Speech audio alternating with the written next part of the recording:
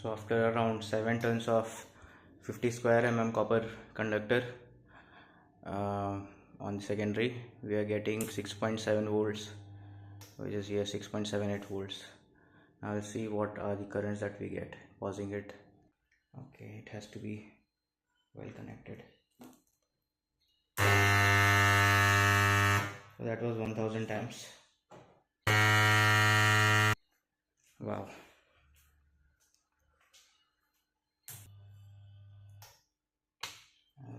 I'll reattach. Let's see what do we get.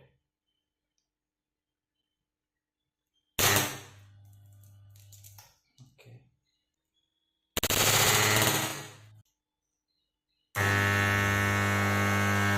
978 amps is quite a lot. And now I'm satisfied.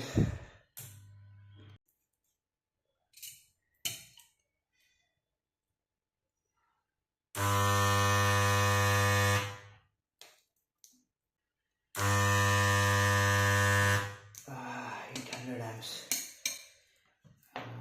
Okay. And this got welded.